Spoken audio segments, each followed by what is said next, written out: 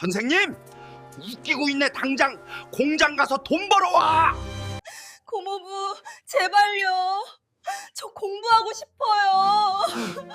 교대 합격증은 산산조각 났고 서진이는 억지로 야간 공장에 끌려가고 말았습니다. 하루 14시간 밥 한 끼도 제대로 못 얻어먹으며 기계처럼 일만 해야 했던 서진이. 결국 견디다 못한 아이는 엄마의 납골당을 찾아가 무너져 내리고 말았습니다. 엄마, 나 너무 힘들어. 나도 사람인데 왜 나만 이렇게 살아야 해? 서진이의 그 절규를 등 뒤에서 듣고 있던 한 사람. 지팡이를 짚은 장명실 이사장은 충격에 휩싸여 속으로 이렇게 외쳤죠. 저 아이. 과연 이들에게는 어떤 사연이 있었을까요? 이야기 시작 전에 구독과 좋아요를 눌러주세요. 더 많은 분들이 이 사연을 함께 들을 수 있습니다. 그리고 지금 어디서 듣고 계신지 댓글로 남겨주시면 그곳까지 따뜻한 인사를 전해드릴게요. 여러분의 이야기도 궁금합니다. 그럼 오늘의 이야기 시작합니다.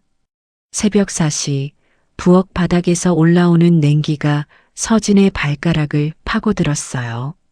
식탁 위에는 어제 빵 공장에서 폐기 처분된 딱딱한 바게트 한 조각이 놓여 있었죠.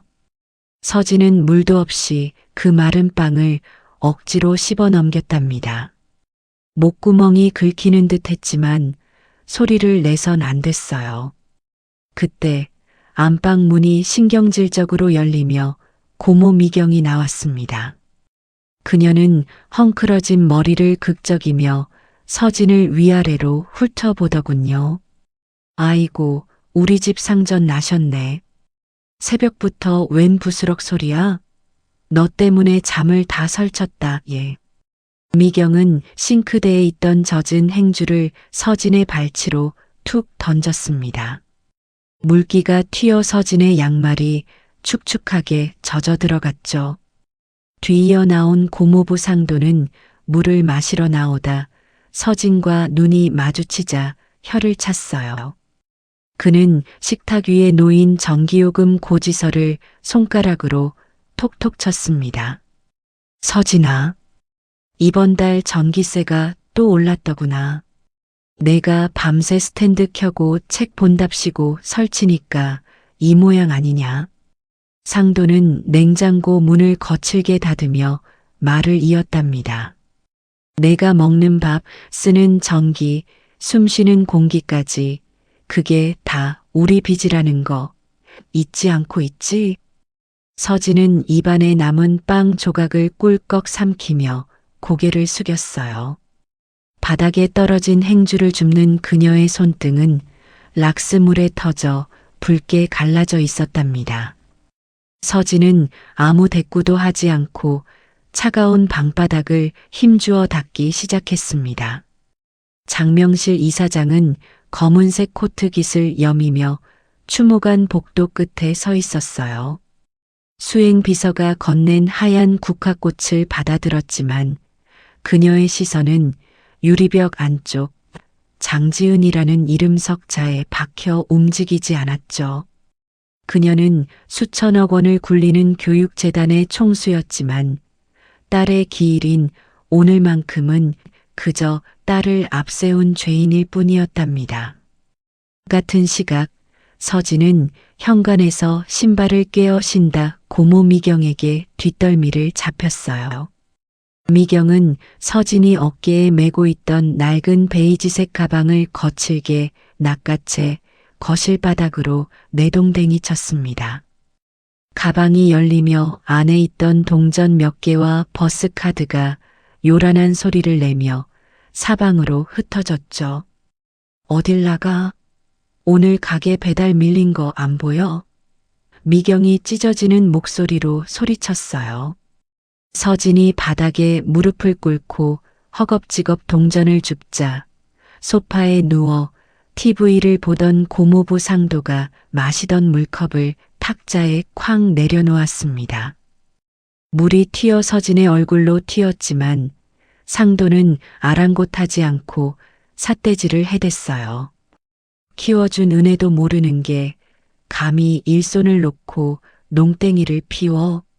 당장 옷 갈아입고 가게로 튀어오지 못해. 서진은 떨리는 손으로 가방을 챙겨 들고 도망치듯 현관문을 열고 뛰쳐나왔어요. 버스비가 모자라 한참을 걸어 도착한 추모관 입구.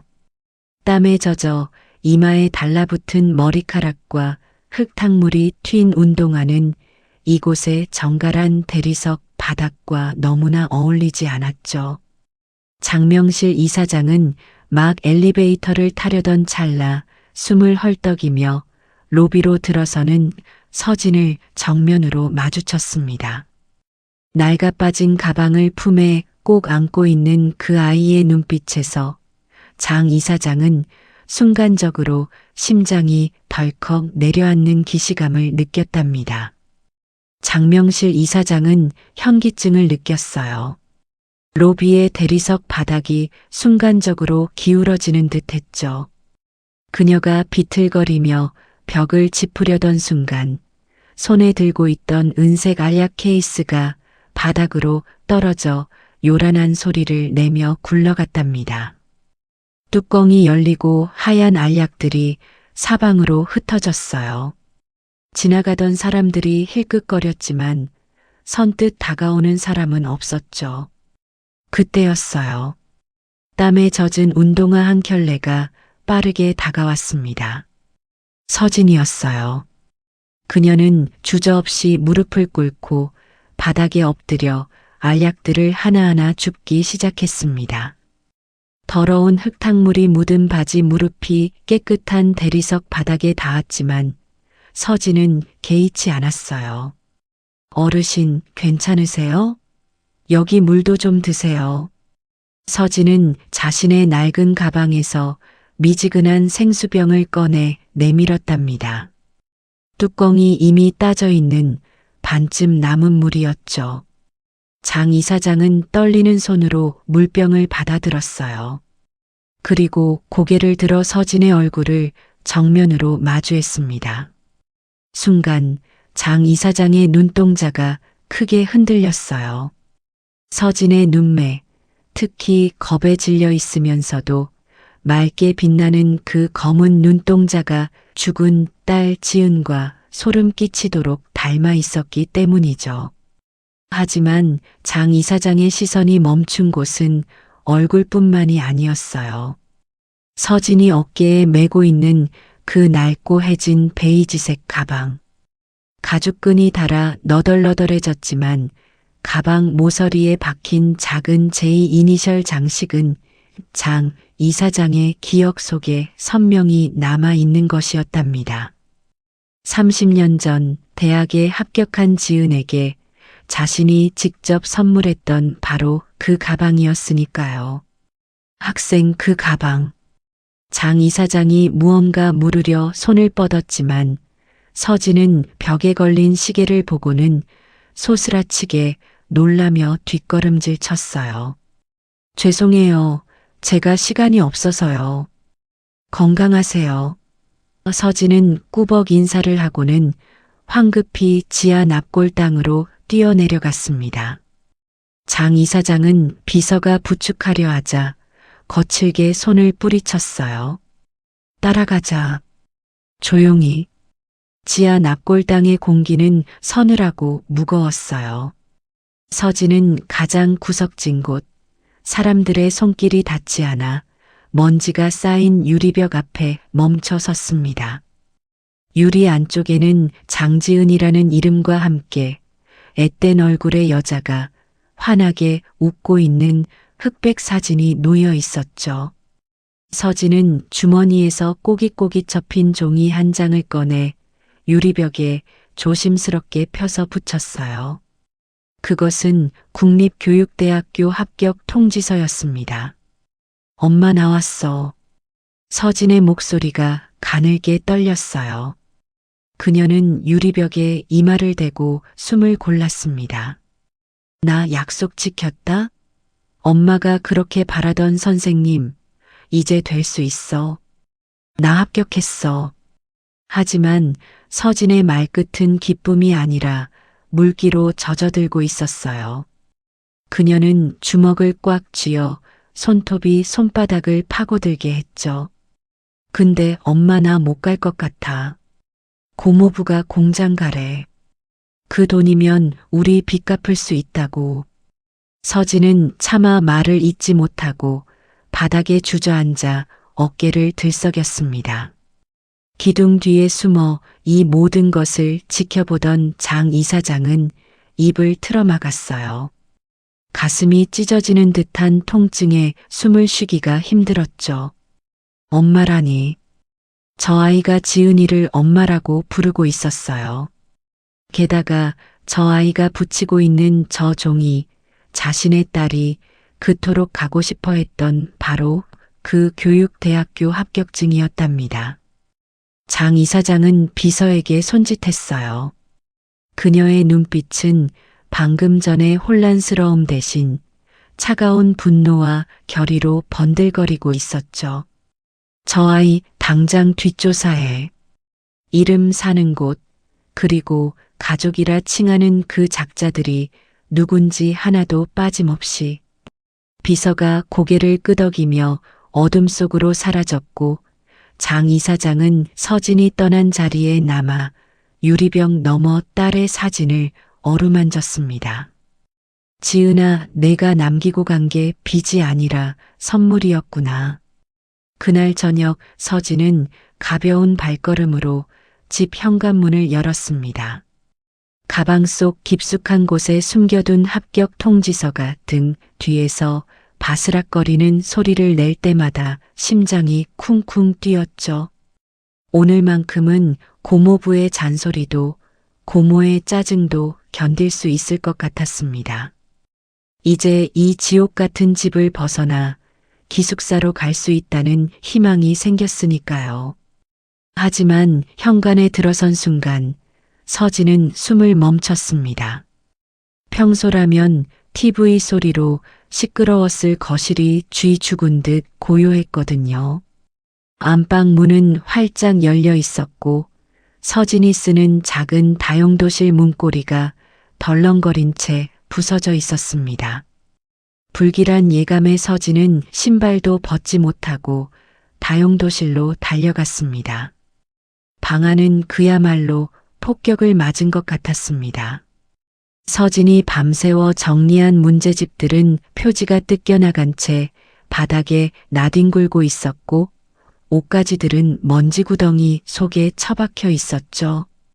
그리고 그 난장판 한가운데 고모부 박상도가 서진의 책상 서랍을 바닥에 뒤집어 엎은 채 앉아 있었습니다. 그의 손에는 서진이 매트리스 밑에 몰래 숨겨두었던 하얀 봉투가 들려 있었어요. 국립교육대학교 합격 통지서라고 적힌 바로 그 봉투였습니다. 다 다녀왔습니다. 서진의 목소리가 덜덜 떨렸습니다. 상도는 천천히 고개를 돌려 서진을 쳐다보았어요. 그의 눈은 분노보다는 비릿한 조소로 가득 차 있었습니다. 그는 봉투 안에서 합격 통지서와 등록금 고지서를 꺼내더니 마치 더러운 것을 만지듯 손가락 끝으로 집어 올렸습니다. 국립교육대학? 기가 차서 말이 안 나오는구만. 상도는 콧방귀를 뀌며 고지서를 서진의 발치로 툭 던졌습니다. 야, 장서진.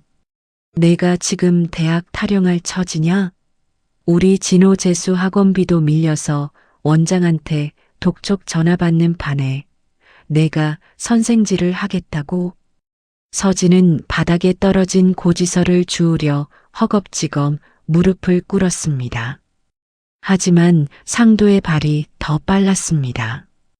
그가 구둣발로 고지서를 쾅 밟아버린 것입니다. 고모부, 이거 놔주세요. 저 장학금 받을 수 있어요. 학교 다니면서 알바도 계속할게요. 제발요, 저 진짜 열심히 했어요. 서진이 상도의 바짓단을 붙잡고 매달렸습니다. 그녀의 손톱이 하얗게 질릴 정도로 힘이 들어가 있었죠. 하지만 상도는 서진의 어깨를 발로 걷어차 밀어버렸습니다. 서진은 뒤로 넘어지며 낡은 서랍장 모서리에 등을 강하게 부딪혔습니다. 흑 하는 신음이 터져 나왔지만 아픔을 느낄 새도 없었습니다. 장학금? 웃기고 자빠졌네. 내가 그동안 처먹은 밥값, 전기세, 수도세는 누가 갚고 내 주제에 무슨 대학이야. 상도는 손에 들고 있던 합격 통지서를 양손으로 팽팽하게 잡아당겼습니다. 지익! 두꺼운 종이가 찢어지는 소리가 날카롭게 방안을 갈랐습니다. 서진의 눈이 커다랗게 떠졌습니다. 안 돼. 서진이 비명을 지르며 손을 뻗었지만 상도는 멈추지 않았습니다. 쫙, 쫙. 한 번, 두 번, 세 번. 서진의 꿈이 담긴 종이는 순식간에 의미 없는 하얀 쓰레기 조각이 되어 바닥으로 흩뿌려졌습니다. 눈앞에서 벌어진 일에 서진은 숨쉬는 법조차 잊은 채 멍하니 바닥만 응시했습니다. 찢어진 종이 조각 위에 적힌 합격이라는 두 글자가 반으로 갈라져 서진을 비웃는 듯했죠. 상도는 찢어진 종이 조각들을 서진의 머리 위로 뿌리며 침을 뱉듯 말했습니다. 꿈 깨라. 내일 당장 공장으로 출근해. 야간조로 꽂아놨으니까. 이미 선불금 500만 원 당겨서 썼으니 도망갈 생각은 하지도 마. 내가 도망가면 그 빚은 고스란히 내 고모가 뒤집어 쓰는 거야. 알겠어? 상도는 으르렁거리는 소리를 내며 방을 나갔고 거실에서는 고모 미경이 혀를 차는 소리가 들려왔습니다. 그러게 진작 주제 파악하고 공장이나 갈 것이지. 쯧쯧. 방 안에 홀로 남겨진 서진은 지니겨진 손등을 감싸 쥐었습니다. 찢어진 합격 통지서 조각을 하나하나 주워 모으는 그녀의 손이 제어할 수 없이 떨리고 있었습니다. 입술을 얼마나 세게 깨물었는지 입안 가득 비릿한 피맛이 퍼져나갔습니다. 서진은 울음소리를 내지 않으려 자신의 손등을 입으로 틀어막았습니다. 다음 날 밤 11시 도시 외곽의 공단 지역은 칠흑 같은 어둠에 잠겨 있었지만 대성정밀 제2공장만은 불야성이었습니다.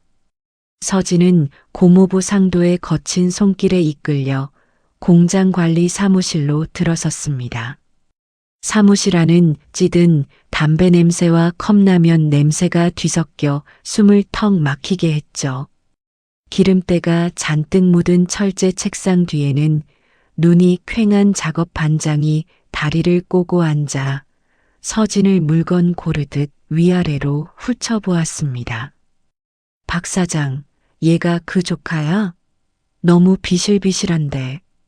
야간 라인 버티겠어? 반장이 이쑤시개로 이를 쑤시며 비아냥거리자 상도가 서진의 어깨를 강하게 움켜쥐며 굽실거렸습니다. 에이 반장님, 깡다구 하나는 끝내주는 애입니다. 시키는 건 군말 없이 다 할 겁니다. 일단 도장부터 찍죠. 반장은 누런 서류 봉투에서 근로계약서 한 장을 꺼내 책상 위에 탁 던졌습니다. 서진은 떨리는 눈으로 계약서의 독소 조항들을 읽어내려갔습니다. 제5조 1일 14시간 야간 근무를 원칙으로 한다. 제8조 화장실 이용은 정해진 쉬는 시간 10분 외에는 불가하다.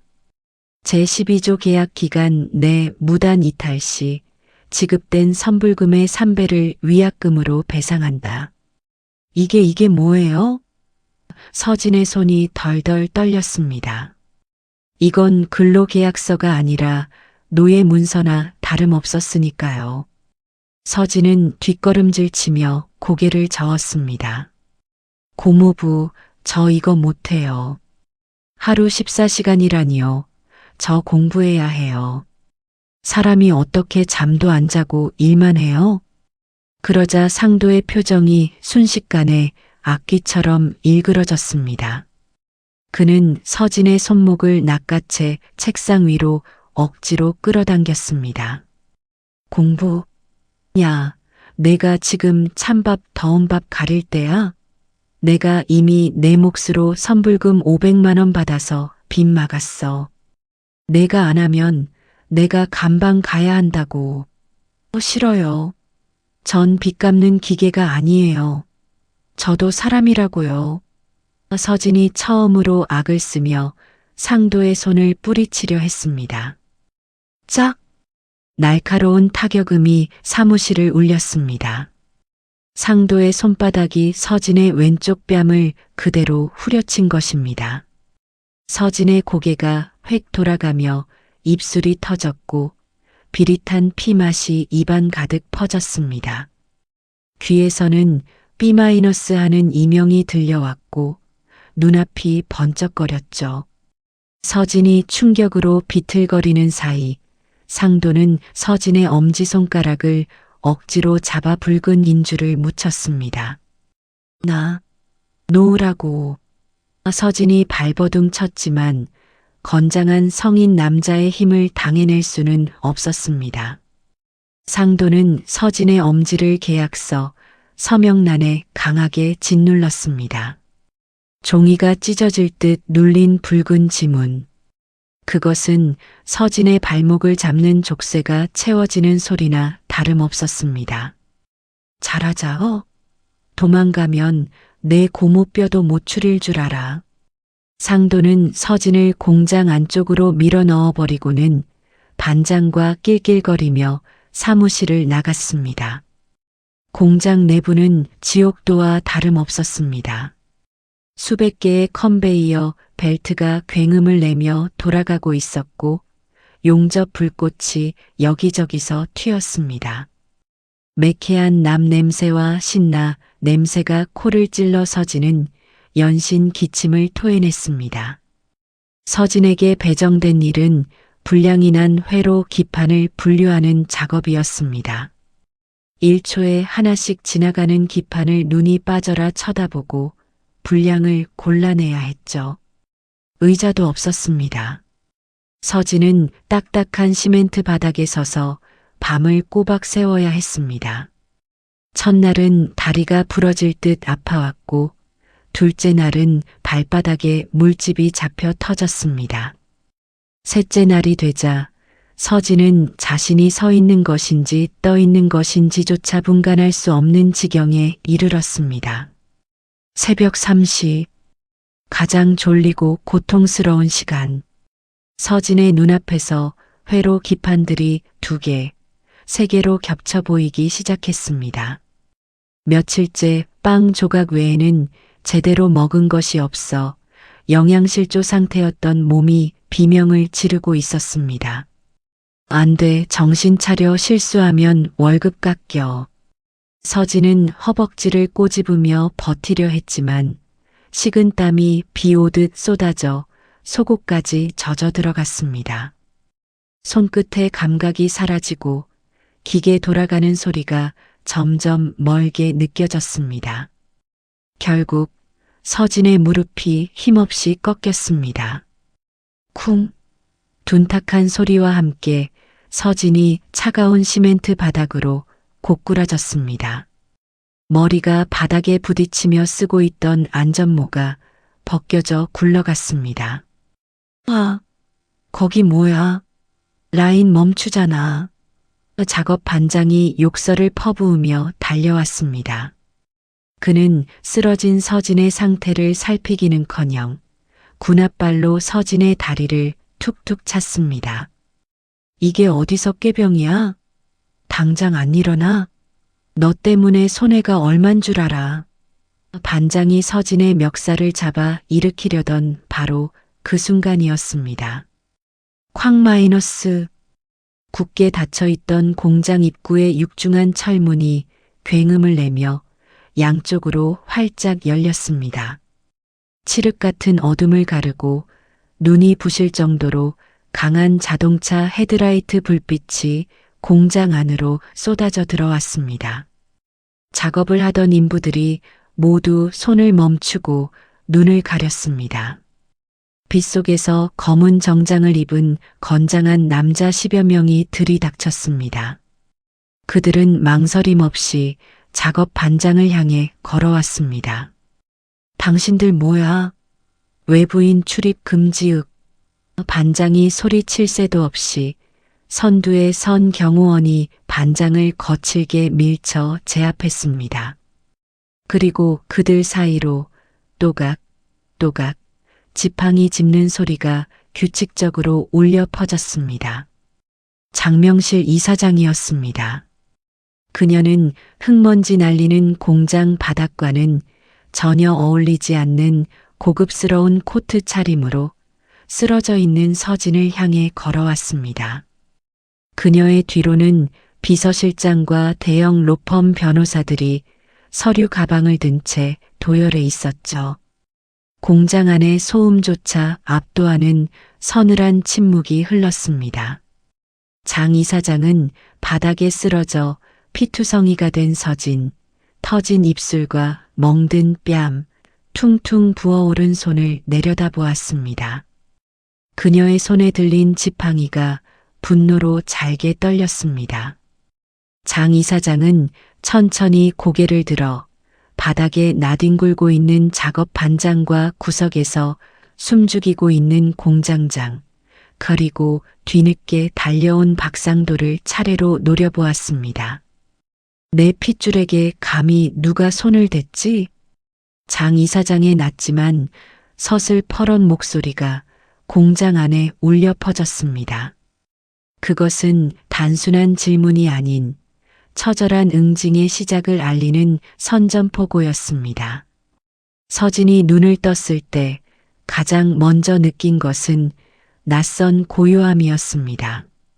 귀를 찢을 듯 울리던 공장의 기계 소음도, 고모의 날카로운 고함도, 쥐가 갈짝거리는 천장 소리도 들리지 않았습니다. 대신 희미하게 규칙적으로 울리는 의료기기의 비프음과 빳빳하게 다림질된 최고급 이불의 사각거리는 소리만이 방안을 채우고 있었죠. 서진은 화들짝 놀라 상체를 일으키려 했습니다. 하지만 온몸이 물먹은 솜처럼 무거웠고 손등에는 수액 바늘이 꽂혀 있었습니다. 둘러보니 그곳은 드라마에서나 보던 1인실 병실이었습니다. 창밖으로는 서울 시내의 야경이 보석처럼 펼쳐져 있었고 침대 옆 협탁에는 가습기가 하얀 증기를 뿜어내고 있었죠.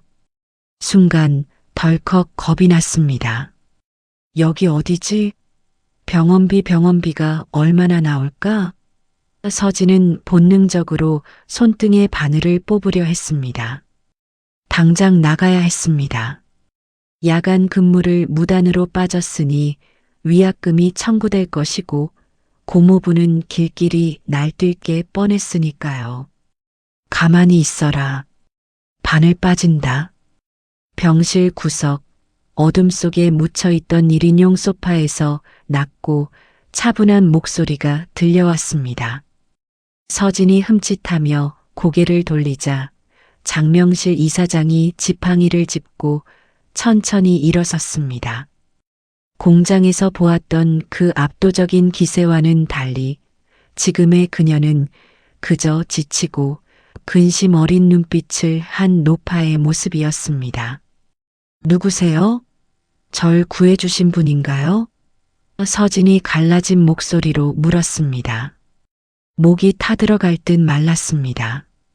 장 이사장은 대답 대신 협탁 위에 물병을 따서 서진에게 내밀었습니다.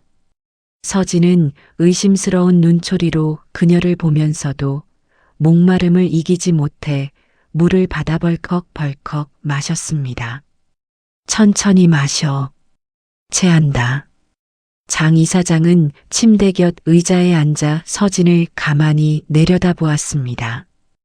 헝클어진 머리카락, 며칠 못 씻어 꾀재재한 얼굴, 그리고 붕대가 감긴 손목. 그녀의 시선이 서진의 손목에 멍든 자국에 머물렀을 때 그녀의 미간이 깊게 패였습니다. 왜 저를 도와주셨어요? 전 돈 없어요. 합의금 같은 거 못 드려요. 서진은 이불을 목까지 끌어올리며 방어적으로 말했습니다. 그녀에게 어른이란 항상 대가를 바라는 존재였으니까요. 장 이사장은 품에서 낡은 물건 하나를 꺼내 침대 위에 올려놓았습니다. 그것은 서진이 추모관에서 잃어버렸던, 그리고 30년 전 자신이 딸에게 선물했던 베이지색 가방이었습니다. 내가 떨어뜨리고 갔더구나. 아, 감사합니다. 서진이 가방을 낚아채듯 가져가 품에 안았습니다. 그 가방 안에 내 어머니 사진이 있더구나. 이름이 장지은이라고 했지? 장 이사장의 목소리가 미세하게 떨렸습니다. 서진은 경계심 가득한 눈으로 고개를 끄덕였습니다. 저희 엄마 아세요? 알다마다. 아주 잘 알지. 장 이사장은 더 이상 말을 잇지 못하고 고개를 돌려 창밖을 바라보았습니다. 유리창에 비친 그녀의 눈가가 붉게 물들어 있었습니다. 그때 병실 밖 복도가 소란스러워지기 시작했습니다. 비키라고. 내가 보호자라니까. 내 조카가 여기 있다는데 왜 못 들어가게 해? 익숙한 목소리였습니다. 고모부 박상도의 고함이 병원 복도를 쩌렁쩌렁 울렸습니다. 뒤이어 고모 장미경의 날카로운 목소리도 들려왔습니다. 이것들이 미쳤나? 우리가 누군 줄 알고 막아? 경찰 부르기 전에 비켜. 서진의 얼굴이 하얗게 질렸습니다. 조건 반사적인 공포가 그녀를 집어삼켰습니다. 고모부예요. 저 잡으러 왔어요.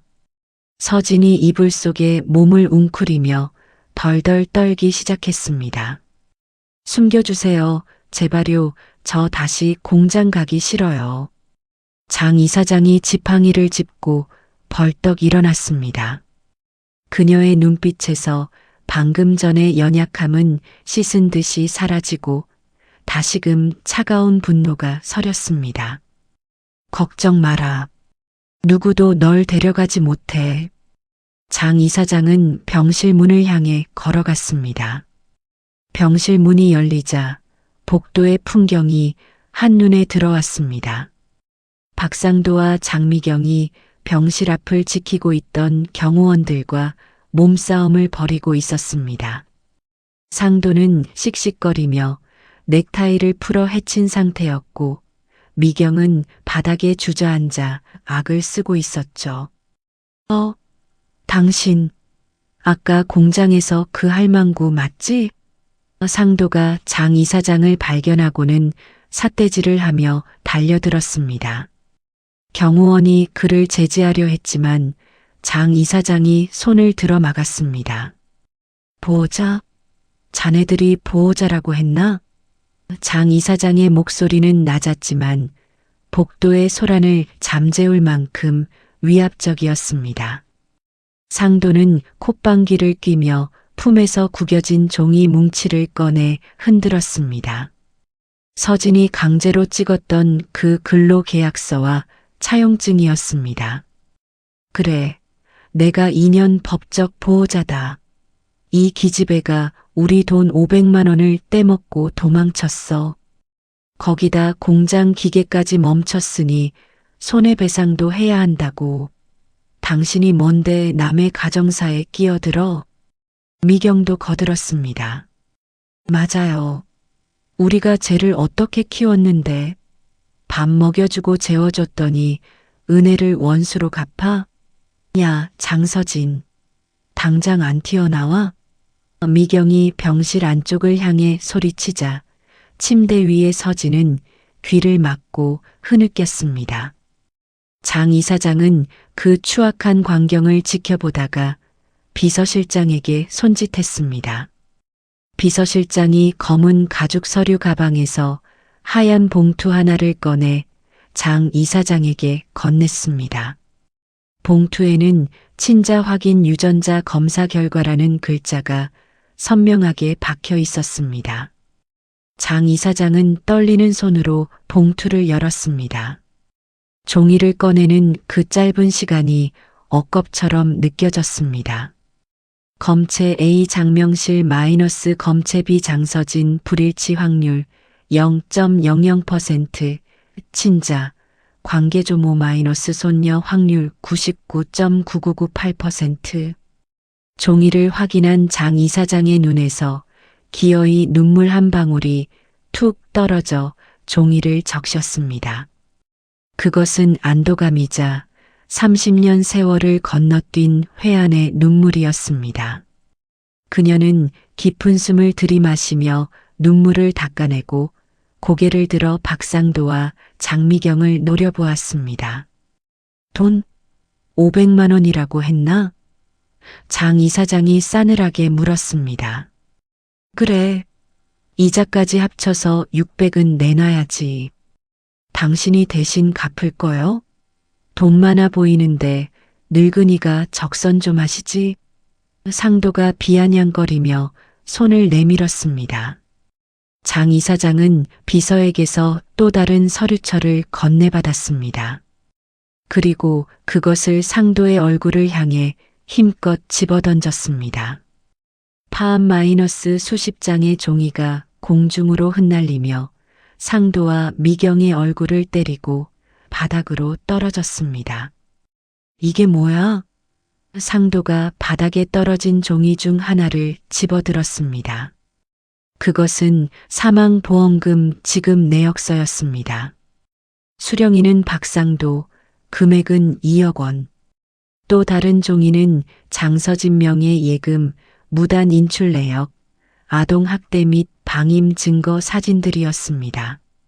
내 놈들이 지난 10년간 저 아이 앞으로 나온 사망보험금과 유산 3억 5천만 원을 횡령하고 그것도 모자라 아이를 식모처럼 부려먹은 증거들이다. 장 이사장의 목소리가 복도에 천둥처럼 울려 퍼졌습니다. 보자, 웃기지 마라. 너희는 그저 기생충일 뿐이야. 상도와 미경의 얼굴이 사색이 되었습니다. 종이를 쥔 상도의 손이 부들부들 떨렸습니다. 이게 어떻게 당신 누구야? 누군데 남의 뒷조사를 해? 장 이사장은 천천히, 아주 천천히 한 발자국씩 그들에게 다가갔습니다. 지팡이가 바닥을 짚는 소리가 그들의 심장을 조여왔습니다. 그녀는 상도의 코앞까지 다가와 그의 눈을 똑바로 응시하며 또박또박 말했습니다. 내가 누구냐고 물었나? 장 이사장은 손에 쥐고 있던 유전자 검사 결과지를 상도의 눈앞에 펼쳐 보였습니다. 99.99%라는 숫자가 상도의 눈동자에 박혔습니다. 나는 해성교육재단 이사장 장명실이다. 그녀의 목소리가 한 옥타브 높아졌습니다. 그리고 저 아이 장서진은 빚쟁이도 너희 종년도 아니야. 장 이사장은 뒤를 돌아 병실 안에서 떨고 있는 서진을 바라보았습니다.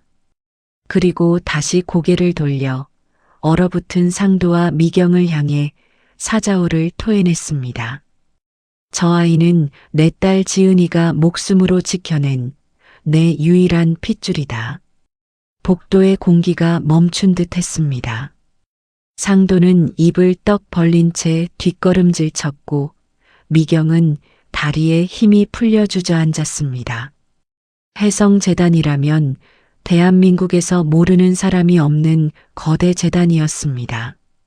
그 재단 총수의 유일한 손녀를 자신들이 노예처럼 부리고 뺨을 때렸다는 사실이 뇌리에 스치자 공포가 쓰나미처럼 밀려왔습니다. 비서실장, 예, 이사장님. 경찰 불러. 그리고 재단 고문 변호사단 전부 호출해. 이 작자들 횡령, 사기, 아동학대, 근로기준법 위반 걸 수 있는 건 모조리 걸어서 사회에서 매장시켜. 아니 회장님, 오해입니다. 우리가 서진이를 얼마나 애지중지 키웠는데요. 서진아, 나와서 말 좀 해봐라. 고모가 너한테 밥도 주고 옷도 주고 다 했잖아. 미경이 울며 불며 병실 쪽으로 기어가려 했습니다. 하지만 경호원들이 거대한 벽처럼 그녀 앞을 가로막았습니다. 상도는 상황이 불리해지자 도망치려 했지만 이미 엘리베이터 문이 열리며 제복 입은 경찰들이 들이닥치고 있었습니다. 박상도 씨, 장미경 씨 되십니까? 특경법 위반 및 아동복지법 위반 혐의로 긴급 체포합니다. 경찰이 상도의 손목에 차가운 수갑을 채웠습니다. 이거 안 나? 내가 누군 줄 알고. 상도가 반항하려 하자 경찰이 그의 팔을 꺾어 제압했습니다. 철컥. 수갑이 채워지는 소리가 경쾌하게 울렸습니다. 장 이사장은 끌려가는 그들에게 눈길조차 주지 않고 다시 병실 안으로 들어왔습니다. 소란이 잦아들고 다시 고요해진 병실. 서진은 멍하니 이 모든 광경을 지켜보고 있었습니다. 할머니 재단 이사장 내 핏줄. 머릿속이 뒤죽박죽 엉켜 현실감이 없었습니다. 장 이사장은 떨리는 손으로 지팡이를 내려놓고 침대 곁으로 다가와 서진의 손을 조심스럽게 잡았습니다. 굳은 살이 박히고 터진 작고 거친 손이었습니다. 서진아. 그녀의 목소리는 이제 더 이상 위험 있는 이사장의 것이 아니었습니다. 그저 뒤늦게 찾아온 죄 많은 할머니의 목소리였습니다. 너무 늦게 와서 정말 미안하다. 할미가 못난 할미가 이제야 너를 찾았어. 장 이사장은 서진의 손에 얼굴을 묻고 오열했습니다. 그녀의 따뜻한 눈물이 서진의 손등을 적셨습니다. 서진은 그 온기를 느끼며 꽁꽁 얼어붙어 있던 마음의 빗장이 서서히 풀리는 것을 느꼈습니다.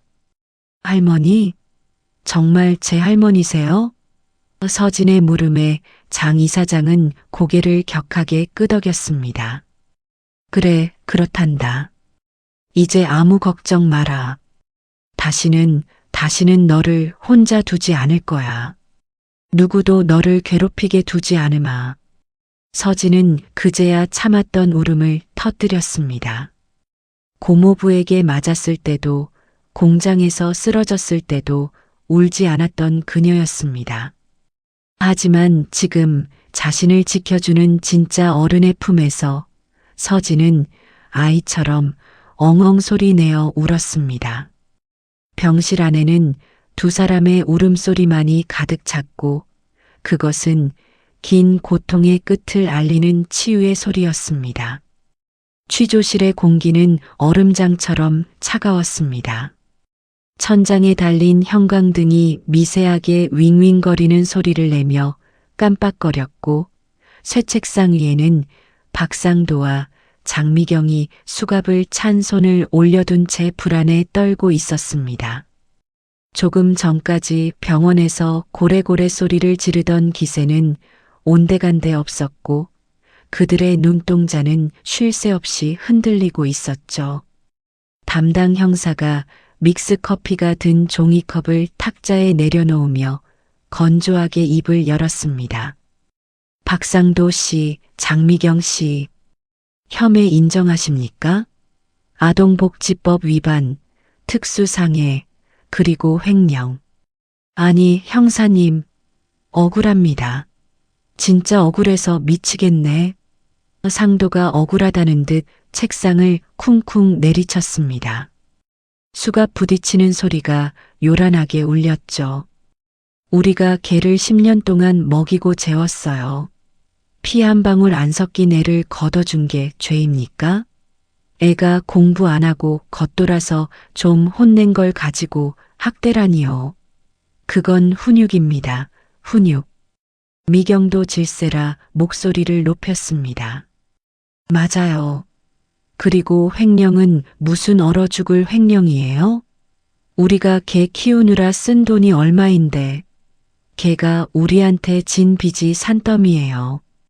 선불금 500만 원도 우리가 대신 갚아줬다고요. 형사는 피곤한 듯 미간을 문질렀습니다. 그때 철문이 열리며 단정한 회색 슈트를 입은 중년 남자가 들어왔습니다. 해성그룹 법무팀장 강 변호사였습니다. 그의 뒤로 젊은 변호사 3명이 서류 가방을 들고 도열했습니다. 그들이 등장하자 좁은 취조실이 꽉 차는 듯한 위압감이 흘렀습니다. 강 변호사는 말없이 상도의 맞은편 의자에 앉았습니다. 그는 안경을 고쳐 쓰고 가죽 가방에서 두꺼운 서류철을 꺼내 책상 위에 천천히 아주 무겁게 내려놓았습니다. 쿵! 종이 뭉치가 닿는 소리가 상도의 심장을 때렸습니다. 박상도 씨, 훈육이라고 하셨습니까? 강 변호사의 목소리는 감정이 거세된 듯 건조했습니다. 그는 서류철 첫 장을 넘겨 사진 한 장을 상도의 눈앞에 들이밀었습니다. 그것은 서진이 초등학교 5학년 때 한겨울 베란다에 쫓겨나 맨발로 서 있는 사진이었습니다. 이웃 주민이 찍어 제보했던 사진이었죠. 2015년 12월 24일 영하 10도의 날씨에 피해자를 4시간 동안 베란다에 방치했습니다. 동상으로 발가락 괴사 직전까지 갔더군요. 이게 훈육입니까? 상도의 동공이 지진이 난 듯 흔들렸습니다. 아니, 그건 애가 거짓말을 해서. 강 변호사는 대꾸할 가치도 없다는 듯 다음 장을 넘겼습니다. 2018년 피해자 중학교 2학년 당시 갈비뼈 2개 골절, 계단에서 굴렀다고 진술했으나 당시 응급실 기록을 보면 복부에 난 타박상은 명백한 구타 흔적입니다. 상도의 입이 말라붙기 시작했습니다.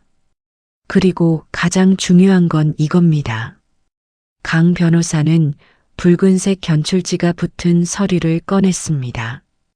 KB생명 사망보험금 지급 내역서 마이너스 피보험자 장지은 수령인 박상도 지급액 2억 5천만 원. 장지은 씨, 즉 서진 양의 어머니가 돌아가시면서 남긴 사망보험금 2억 5천만 원. 법적 상속인은 장서진 양이었습니다. 그런데 당시 미성년자였던 서진 양의 후견인을 자처하며 박상도 씨가 전액 수령했더군요. 강 변호사는 안경 너머로 상도를 싸늘하게 응시했습니다. 그 돈 다 어디 갔습니까? 상도는 꿀먹은 벙어리가 되었습니다. 식은 땀이 이마를 타고 흘러내려 콧등에 맺혔습니다. 그게 애 키우는데 다 썼다니까. 10년이야, 10년. 학원비, 식비, 옷값 요즘 애 하나 키우는데 2억 우습게 깨지는 거 몰라. 학원비라. 강 변호사는 코웃음을 쳤습니다. 조사 결과 장서진 양은 지난 10년 동안 학원을 단 한 번도 다닌 적이 없더군요. 오히려 중학교 1학년 때부터 신문 배달, 전단지, 알바, 식당 설거지로 월 평균 60만 원을 벌어왔습니다. 그 돈 전부 박상도 씨명의 통장으로 들어갔더군요. 강 변호사는 통장 입출금 내역서를 낱낱이 펼쳐 보였습니다. 반면 당신의 친아들 박진호 군의 고액 과외비 그리고 박상도 씨의 도박빚 갚는 데에 보험금이 쓰인 정황이 아주 뚜렷합니다. 이보세요. 변호사 양반. 증거 있어? 내가 썼다는 증거 있냐고. 상도가 마지막 발악으로 소리를 질렀습니다. 강 변호사는 혀를 차며 마지막 카드를 꺼냈습니다. 작은 USB였습니다. 박상도 씨, 요즘은 스마트폰에 자동 녹음 기능이 참 잘 되어 있더군요. 서진 양이 쓰던 구형 폴더폰, 우리가 복구했습니다. 강 변호사가 노트북을 켜고 파일을 재생했습니다. 취조실 스피커에서 지직거리는 잡음과 함께 상도의 목소리가 흘러나왔습니다. 야, 이년아. 내 엄마가 남긴 돈? 그거 내 거야. 내가 너 걷어준 값이라고. 억울해? 억울하면 나가 뒤지던가. 제발요 고모부 문제집 살 돈만 주세요. 제발 시끄러워. 돈이 썩어나냐? 가서 몸이라도 팔아오던가. 녹음 파일 속 상도의 폭언과 서진의 울음소리가 적나라하게 울려 퍼지자 옆에서 듣고 있던 형사조차 주먹을 불끈 쥐었습니다. 상도의 얼굴은 흑빛이 되었습니다. 미경은 아이고 망했다 하며 책상에 머리를 박고 흐느끼기 시작했습니다. 강 변호사는 노트북을 닫으며 차갑게 선고했습니다. 특정경제범죄 가중처벌법상 횡령, 아동학대 치상, 근로기준법 위반, 그리고 협박. 우리 재단은 합의 따위는 절대 없습니다. 법정 최고형이 나오도록 제 변호사 인생을 걸고 끝까지 갈 겁니다. 감옥에서 평생 썩을 준비하십시오. 상도는 다리에 힘이 풀려 의자 아래로 스르르 미끄러져 내렸습니다. 자신이 쌓아 올린 탐욕의 모래성이 파도 한 번의 흔적도 없이 쓸려 내려가는 순간이었습니다. 서진은 따스한 햇살에 눈을 떴습니다. 낯선 천장이었지만 어제처럼 무섭지는 않았습니다. 침대 옆에는 장명실 이사장이 앉아 사과를 깎고 있었습니다. 얇게 깎인 사과 껍질이 끊어지지 않고 길게 늘어지는 모습이 서진에게는 마치 마술처럼 보였습니다. 일어났니? 장 이사장이 인자한 미소로 사과 한 조각을 내밀었습니다. 서진은 쭈뼛거리며 사과를 받아들었습니다. 아삭하고 씹히는 달콤한 과즙이 입안에 퍼지자 서진의 눈가가 다시 시큰해졌습니다. 평생 멍든 사과나 깎다 남은 자투리만 먹어왔던 그녀에게 이 온전하고 예쁜 사과 한 조각은 너무나 과분하게 느껴졌기 때문입니다. 할머니, 저 물어볼 게 있어요. 서진이 사과를 꼭 쥔 채 조심스럽게 입을 열었습니다. 왜 물어보지 않으세요? 뭘 말이냐?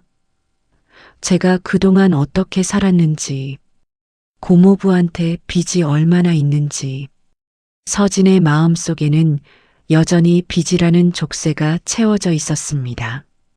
고모부가 심어놓은 너는 빚덩어리다라는 세뇌는 쉽사리 사라지지 않았던 것이죠. 장 이사장은 깎던 칼을 내려놓고 서진의 손을 두 손으로 감싸 쥐었습니다. 서진아, 잘 듣거라. 장 이사장은 침대 옆 서랍에서 통장 하나를 꺼내 서진의 손에 쥐어주었습니다. 이건 내 엄마 지은이가 너를 위해 남겨두었던 보험금과 예금을 되찾은 거란다. 그리고 그동안 내가 고모부에게 뺏겼던 알바비, 위자료까지 전부 청구해서 받아냈다. 서진은 떨리는 손으로 통장을 열어보았습니다. 찍혀있는 숫자는 서진이 평생 본 적 없는 큰 액수였습니다. 이게 다 제 돈이라고요? 그래. 넌 빚쟁이가 아니야. 오히려 그들이 너에게 빚을 졌던 거지. 넌 한 번도 짐이었던 적이 없다.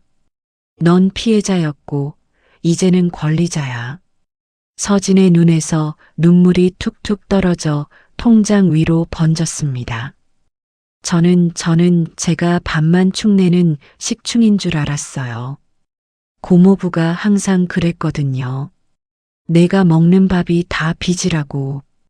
그놈들이 악마였던 게다. 내 잘못은 티끌만큼도 없어.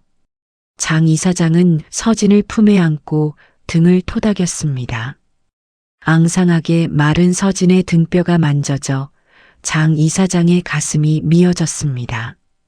이제 다 끝났어. 공장도 고모부도 가난도. 다시는 너를 괴롭히지 못해. 이제 너는 공부만 하면 돼. 내가 하고 싶은 선생님 얼마든지 할 수 있어. 그때 병실 문이 열리고 낯익은 얼굴들이 들어왔습니다. 고등학교 3학년 때 담임 선생님과 독서실 원장님이었습니다. 두 사람은 꽃바구니와 죽을 들고 서 있었습니다. 서진아. 담임 선생님이 달려와 서진을 껴안았습니다. 세상에 이게 무슨 일이니? 뉴스 보고 얼마나 놀랐는지 몰라. 몸은 괜찮은 거야? 독서실 원장님도 눈시울을 붉히며 서진의 어깨를 두드렸습니다. 이 녀석아, 힘들면 말을 하지. 독서실 총무 그만둘 때 뭔가 이상하다 싶었는데 이렇게 혼자 끙끙 앓고 있었어? 서진은 선생님과 원장님의 얼굴을 보자 참았던 울음이 다시 터져 나왔습니다. 세상에 혼자인 줄 알았는데 자신을 걱정해주는 어른들이 이렇게나 곁에 있었다는 사실을 이제야 깨달은 것입니다. 선생님, 저 교대 합격했어요. 서진이 울먹이며 말하자 선생님은 서진의 머리를 쓰다듬으며 웃었습니다. 그래, 안다. 학교로도 연락 왔어. 우리 서진이 정말 장하다. 그 힘든 상황에서도 포기하지 않고 진짜 선생님이 될 자격은 내가 제일 충분해. 병실 안은 서진을 위한 따뜻한 위로와 격려로 가득 찼습니다. 지옥 같았던 공장의 기계 소음 대신 사람들의 웃음소리와 걱정하는 목소리가 서진의 귓가에 맴돌았습니다. 서진은 그제야 비로소 자신이 안전한 곳에 있음을, 그리고 긴 악몽에서 완전히 깨어났음을 실감했습니다. 사건의 여파는 상도의 집뿐만 아니라 학교까지 번졌습니다. 상도의 아들 박진호가 다니는 고등학교 교장실 앞에는 기자들이 질를 치고 있었고 징계위원회가 열리고 있었습니다. 박진호 학생, 피해자 장서진 양에게 지속적인 언어 폭력과 금품 갈취를 했다는 게 사실입니까? 진호는 고개를 푹 숙인 채 아무 말도 하지 못했습니다. 아버지 상도가 구속되는 장면을 목격한 이후 그의 기고만장했던 태도는 완전히 꺾여버렸죠. 게다가 인터넷 커뮤니티에는 진호가 서진을 식모, 거지라고 부르며 조롱했던 과거 행적들이 동창들에 의해 낱낱이 폭로된 상태였습니다. 본교의 명예를 실추시키고 반인륜적인 행위에 동조한 점을 들어 퇴학 처분을 내립니다. 교장의 단호한 목소리가 떨어졌습니다. 진호는 털썩 주저앉았습니다.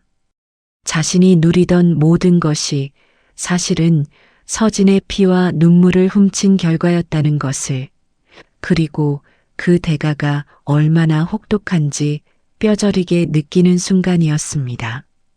서진은 병원 옥상 정원에 올라가 서울의 야경을 내려다보고 있었습니다. 며칠 전까지만 해도 저 불빛들 중 자신이 쉴 곳은 단 한 군데도 없다고 생각했습니다. 하지만 지금은 달랐습니다. 장 이사장이 서진의 어깨에 카디건을 덮어주며 곁에 섰습니다. 서진아, 변호사가 묻더구나. 고모와 고모부 선처해 줄 생각이 있냐고. 서진은 잠시 침묵했습니다. 예전에 착하고 순종적인 서진이었다면 그래도 가족인데요 라고 했을지도 모릅니다. 하지만 서진은 난간을 잡은 손에 힘을 주었습니다. 그녀는 더 이상 약해 빠진 피해자로 남지 않기로 결심했습니다. 아니요. 서진의 목소리는 작지만 단단했습니다. 용서는 그분들이 죗값을 다 치르고 난 뒤에 생각할래요. 지금 용서하면 제가 겪은 고통이 거짓말이 되는 거잖아요. 제 10년을 보상받고 싶어요. 법대로 해주세요. 장 이사장은 서진의 옆모습을 바라보며 만족스러운 듯 고개를 끄덕였습니다. 그래, 그게 맞다. 진정한 어른은 자신의 잘못에 책임을 지는 법이야. 내가 자랑스럽구나. 서진은 밤하늘을 올려다보았습니다. 도시의 불빛 사이로 별 하나가 유난히 반짝이고 있었습니다. 마치 엄마가 내려다보며 윙크를 하는 것 같았습니다. 엄마 봤지? 나 이제 안 울어. 나 지킬 거야. 나도 행복해질 거야. 바람이 서진의 머리카락을 부드럽게 스치고 지나갔습니다. 그것은 차가운 시련의 바람이 아닌 새로운 시작을 알리는 봄바람이었습니다. 서진은 창틈으로 스며드는 따스한 햇살에 눈을 떴습니다. 습관처럼 몸을 웅크리며 죄송합니다. 금방 일어날게요라고 중얼거렸지만 돌아오는 것은 고모의 날카로운 고함이 아닌 부드러운 새소리뿐이었습니다. 서진은 멍하니 눈을 깜빡였습니다. 천장은 곰팡이 핀 회색 벽지가 아니라 은은한 크림색으로 칠해져 있었고 코끝에는 퀴퀴한 반지하 냄새 대신갓 세탁한 이불에 포근한 섬유 유연제 향기가 맴돌았습니다. 아, 꿈이 아니구나. 서진은 자신의 볼을 조심스럽게 꼬집어 보았습니다. 아프지 않게 살짝. 방문 노크 소리가 들렸습니다. 서진아, 일어났니? 아침 먹자. 장명실 이사장의 목소리였습니다. 그 목소리에는 서진이 그토록 듣고 싶었던 가족의 온기가 담겨 있었죠. 서진은 침대에서 내려와 방문을 열었습니다. 부엌으로 내려가자 구수한 된장찌개 냄새가 집안을 가득 채우고 있었습니다. 멸치 육수를 진하게 우려낸 냄새, 고소한 참기름 냄새, 그리고 갓 지은 밥의 달큰한 냄새. 그것은 서진이 빵 공장 폐기물이나 편의점 삼각김밥으로 끼니를 때울 때마다 상상 속에서만 그렸던 진짜 집밥의 냄새였습니다. 식탁 위에는 김이 모락모락 나는 하얀 쌀밥과 뚝배기에서 보글거리는 된장찌개, 그리고 계란말이와 시금치 나물이 정갈하게 차려져 있었습니다. 화려한 요리는 아니었지만 서진에게는 세상 어떤 진수성찬보다 귀해 보이는 밥상이었습니다. 앉아라. 내 어미가 지은이가 어릴 때 좋아하던 반찬들로만 차려봤어. 할미가 요리 솜씨가 많이 녹슬어서 입에 맞을지 모르겠구나. 장 이사장이 국자를 들고 쑥스러운 듯 웃었습니다. 재벌 총수의 위엄은 온데간데였고 손녀에게 밥 한 끼 따뜻하게 먹이고 싶은 평범한 할머니의 얼굴이었죠. 서진은 의자를 빼고 앉았습니다. 밥그릇 뚜껑을 열자 윤기가 흐르는 하얀 쌀밥이 모습을 드러냈습니다. 서진은 수저를 들었지만 선뜻 밥을 뜨지 못했습니다.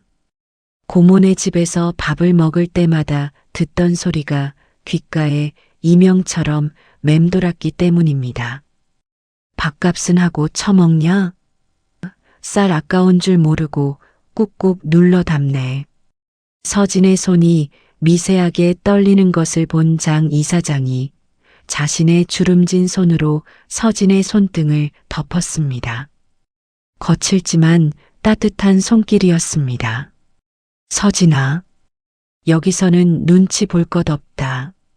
한 그릇 다 먹고 두 그릇 더 먹어도 돼. 아무도 밥알 새면서 타박하지 않아. 이건 빚이 아니라 사랑이란다. 그 말에 서진의 목구멍에서 뜨거운 것이 울컥 치밀어 올랐습니다. 서진은 떨리는 손으로 국을 한 숟가락 떠서 입에 넣었습니다.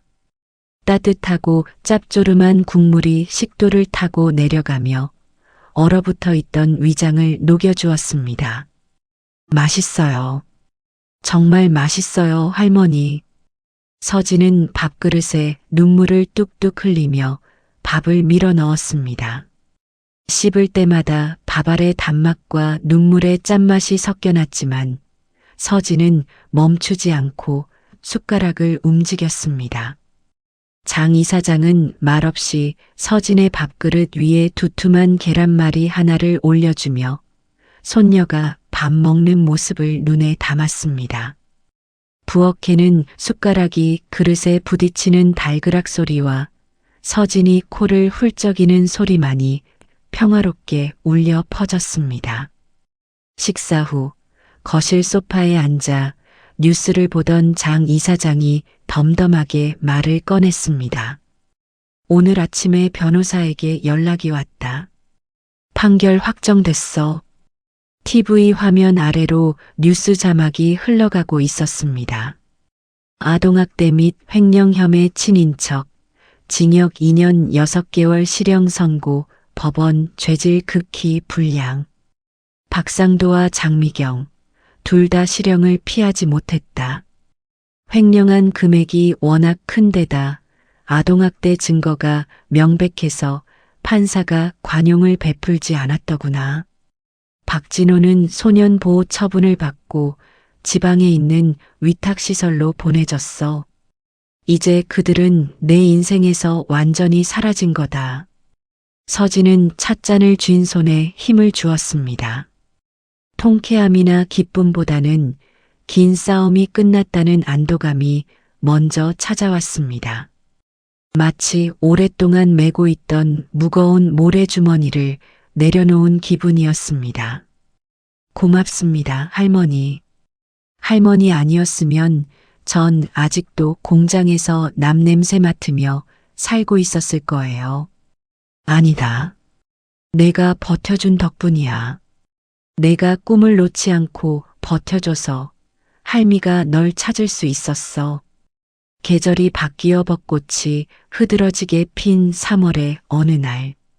서진은 단정한 트렌치 코트 차림으로 익숙한 동네를 찾았습니다. 예전에는 쳐다보기도 싫었던 골목길이었지만 이제는 웃으며 걸을 수 있었습니다. 그녀의 양손에는 곱게 포장된 선물 상자가 들려 있었습니다. 먼저 도착한 곳은 낡은 건물의 3층, 청운 독서실이었습니다. 계세요? 문을 열고 들어서자 총무실에서 졸고 있던 원장님이 화들짝 놀라며 안경을 고쳐 썼습니다. 어휴, 깜짝이야. 누구어? 서진이 아니냐? 원장님이 눈을 동그랗게 뜨고 자리에서 일어났습니다. 서진의 얼굴이 몰라보게 환해진 것을 보고 그는 안도의 한숨을 내쉬었습니다. 원장님, 잘 지내셨어요? 서진이 배꼽 인사를 하며 선물 상자를 책상 위에 올려놓았습니다. 홍삼 세트와 떡 상자였습니다. 이게 뭐냐? 학생이 돈이 어디 있다고 이런 비싼 걸 사와. 저 이제 학생 아니에요, 원장님. 저 이번에 교대 입학했거든요. 그리고 이거 제 알바비 아니고 되찾은 제 돈으로 산 거예요. 서진이 씩씩하게 웃어 보이자 원장님은 코끝이 빨개지며 서진의 어깨를 두드렸습니다. 그래, 뉴스 봤다. 고생 많았지? 내가 그때 유통기한 임박한 김밥밖에 못 챙겨줘서 얼마나 미안했는지 몰라. 그 김밥 아니었으면 저 굶어 죽었을지도 몰라요. 저한테는 그게 세상에서 제일 맛있는 밥이었어요. 정말 감사합니다. 서진은 원장님의 손을 꼭 잡았습니다. 거친 남자의 손이 파르르 떨렸습니다.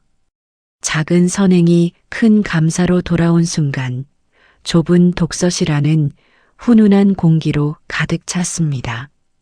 그 다음으로 찾아간 곳은 고등학교 교무실이었습니다. 담임 선생님은 서진을 보자마자 하던 업무를 팽개치고 달려와 서진을 껴안았습니다. 세상에, 우리 선생님 오셨네. 얼굴 좋아진 것 좀 봐. 선생님은 서진이 내민 카네이션 브로치를 가슴에 달며 아이처럼 기뻐했습니다. 선생님, 저 약속 지켰어요. 포기하지 말라고 하셨잖아요. 저 꼭 선생님처럼 아이들 마음까지 안아주는 교사가 될게요. 넌 이미 훌륭한 선생님이야. 내가 겪은 아픔이 나중에는 힘든 아이들을 이해하는 가장 큰 무기가 될 거야. 교정을 나오는 서진의 발걸음은 깃털처럼 가벼웠습니다. 운동장에는 새 학기를 맞은 아이들이 제잘거리며 뛰어놀고 있었고 흩날리는 벚꽃잎이 서진의 어깨 위로 사뿐히 내려앉았습니다. 서진은 하늘을 올려다보며 크게 숨을 들이마셨습니다. 봄 냄새가 났습니다. 해질녘 서진과 장 이사장은 추모관을 찾았습니다. 예전처럼 쫓기듯 몰래 온 것이 아니라 당당하게 정문을 통과해 들어왔습니다. 장 이사장의 손에는 붉은 장미 꽃다발이, 서진의 손에는 국립교육대학교 학생증과 장학증서가 들려 있었습니다. 장지은 유리병 너머 엄마의 사진은 여전히 환하게 웃고 있었습니다. 서진은 유리벽을 닦으며 조용히 말을 걸었습니다. 엄마, 나왔어. 이번에는 혼자가 아니야. 서진이 옆에 선 장 이사장을 바라보자 장 이사장이 지팡이를 내려놓고 유리벽에 손을 댔습니다. 지은아, 엄마 왔다. 우리 서진이 손잡고 같이 왔어. 장 이사장의 목소리가 물기에 젖어 떨렸습니다. 내가 목숨 걸고 지킨 우리 서진이 엄마가 남은 평생 목숨 걸고 지킬게. 그러니 이제 마음 편히 쉬렴. 미안하다. 그리고 사랑한다. 내 딸. 서진은 학생증을 엄마의 사진이 잘 보이는 곳에 올려두었습니다. 엄마, 나 이제 슬퍼서 우는 거 안 할 거야. 엄마가 물려준 이 인생, 누구보다 보란 듯이 행복하게 살 거야. 지켜봐줘. 서진은 더 이상 울지 않았습니다. 대신 엄마의 사진을 향해 씩씩하게 웃어 보였습니다. 사진 속 엄마의 미소가 마치 그래, 잘했다라고 대답하는 것처럼 보였습니다. 추모관을 나서는 길, 붉은 노을이 두 사람의 등을 길게 비추고 있었습니다. 가자, 서진아. 집에 가서 저녁 먹어야지. 오늘은 갈비찜 해놨다. 장 이사장이 서진에게 손을 내밀었습니다. 서진은 주저없이 그 주름진 손을 맞잡았습니다. 네, 할머니. 얼른 가요. 배고파요. 두 사람의 맞잡은 손이 앞뒤로 흔들렸습니다. 흙길을 밟는 발자국 소리가 사각, 사각 경쾌하게 울렸습니다. 서진은 잡은 손에서 전해지는 온기를 느끼며 생각했습니다. 나는 이제 혼자가 아니다. 나는 빚 갚는 기계도 구박받는 얹혀 사는 아이도 아니다. 나는 사랑받는 손녀이고 미래의 선생님이며 자랑스러운 엄마의 딸이다. 바람이 불어와 추모관 입구에 풍경 바람종을 울렸습니다. 댕그랑 댕그랑 그 맑은 소리가 서진의 새로운 출발을 축복해주는 팡파르처럼 널리 널리 퍼져나갔습니다. 오늘 사연이 마음에 와닿으셨다면 주변 분들에게 공유해 주세요. 구독과 좋아요로 응원해 주시고 요즘 간절히 바라는 소원이 있다면 댓글로 남겨주세요. 그 소원이 이루어지시길 함께 바랄게요.